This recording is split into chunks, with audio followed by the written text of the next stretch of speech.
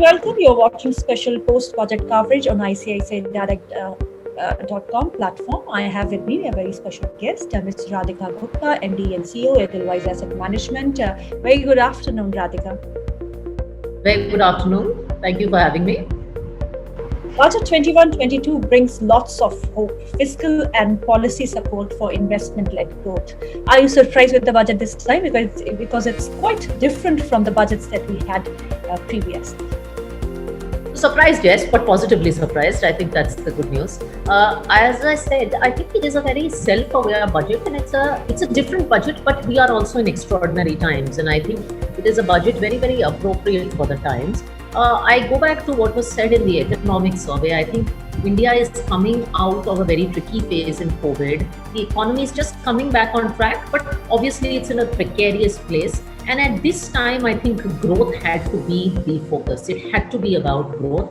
And I think fiscal policy really has to be counter-cyclical. I think economic survey pointed this out. But really the focus right now has to be to get the private sector back, to spur expenditure, to get jobs on track. And I think that's what this budget delivered. So when it spoke of infra spending, when it spoke of a capex increase, when it spoke of health and education, I think it hit all the right notes.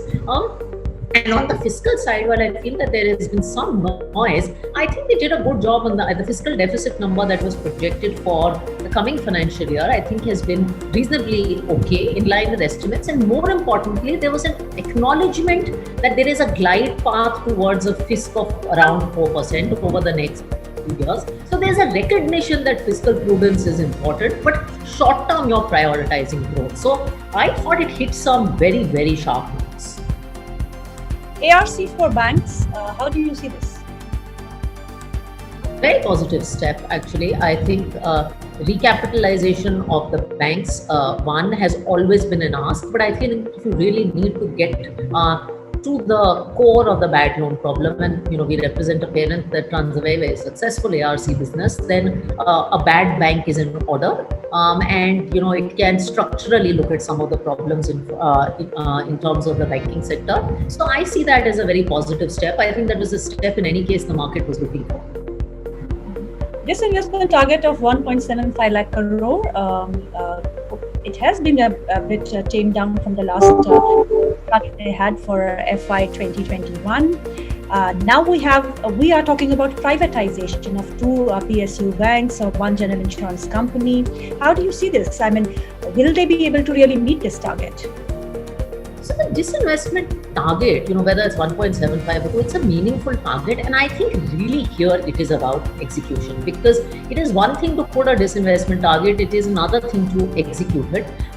The one thing there are two things that I liked in terms of disinvestment this time. One, there was a little more transparency about it. So there was talk of an asset monetization dashboard, etc. The second and more importantly is that disinvestment was looked at with a slightly broader lens. So you looked at privatization of banks, you looked at land parcels, you looked at things like even stadiums. Because the problem is when you restrict disinvestment to something like Air India, I mean, I've heard Air India being privatized for the last 10 years. I mean, these are hard things to do.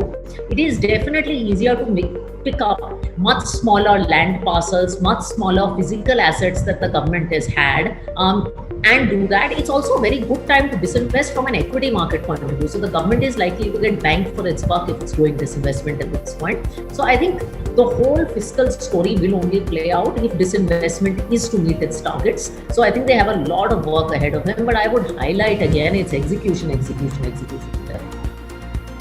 Equity markets have really welcomed the budget. We have seen a good rally in the markets post-budget, and today also markets are up. Where do you expect the markets to be in next 6 to 1 year time? So obviously it is hard to predict markets. I don't think anyone can predict markets, but I'd say a couple of things.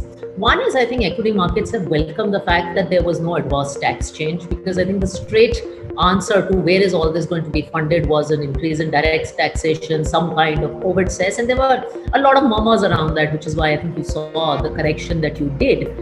So I think equity markets have welcomed that they have done nothing. I think sometimes doing nothing and ensuring, and I think FM said this in a couple of interviews yesterday, that you want stability of a tax regime, which has been a big thing for me. I think I've always said that India needs a stable, consistent tax regime. I think that's what equity markets have welcomed.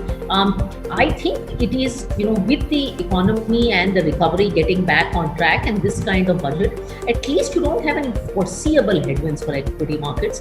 And if corporate earnings continue to do well, I think Q3 earnings have been positive. I think there are reasons to be optimistic about equity markets. There are also reasons to believe that perhaps the broader markets might start to catch up.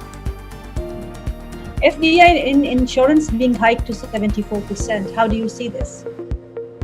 Positive against, we have an insurance parent. And I think, again, opening up the insurance sector or any of the financial services sectors to more foreign investment can only be a good thing. I think Indian insurance presents a very interesting, opportunity for global players. And there are a lot of global players looking at this. So again, I think this was a move that was well in the waiting and long time asked. So again, a very positive one.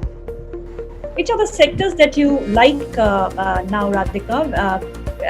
Now that everything is done with, budget is there, corporate earnings have been looking up.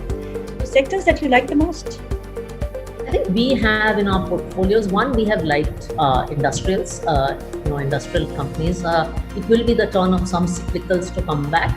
And I think this bodes well for BFSI as a sector. BFSI as a sector has been one sector that has been a laggard in this rally, at least for the last few months. And I think a lot of the noise around BFSI, a lot of the worries around asset quality, etc., were in any case beginning to ebb.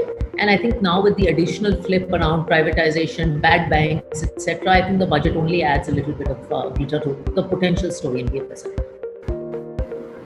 Thank you, Radhika, for speaking to us. It was a real pleasure having you on our show.